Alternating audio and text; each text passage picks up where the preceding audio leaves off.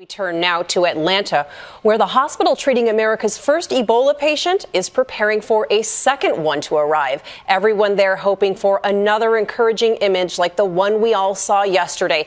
There he is, Dr. Kent Brantly, climbing down from the ambulance and entering that hospital not on a stretcher, but walking on his own 2 feet. ABC's chief medical editor, Dr. Richard Besser, is once again at that hospital for us tonight.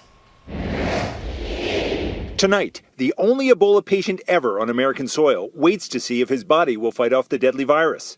Dr. Kent Brantly, in this biocontainment suit, stepped off the ambulance yesterday under his own power, much to everyone's surprise. To see him walk, which hadn't even occurred to me, was just unbelievable.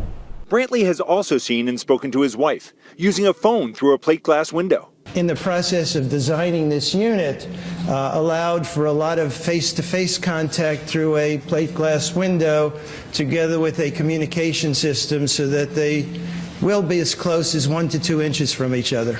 Amber Brantly said she came out grinning ear to ear and is very optimistic about his recovery.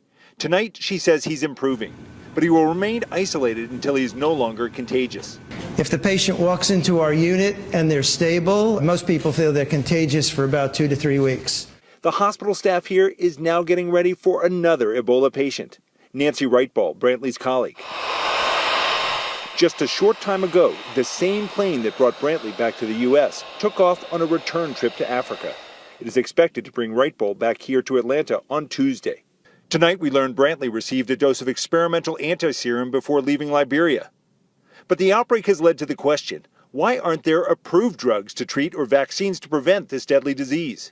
There's been progress, but human trials have barely begun. It would be very helpful, especially to protect healthcare workers, but even in the best case, it's a long way away and it's uncertain. When the evacuation plane arrives in Liberia, doctors will need to quickly determine whether Nancy Wrightball is stable enough for travel. The hope is that, like Kent Brantly, she can make the trip here to Emory.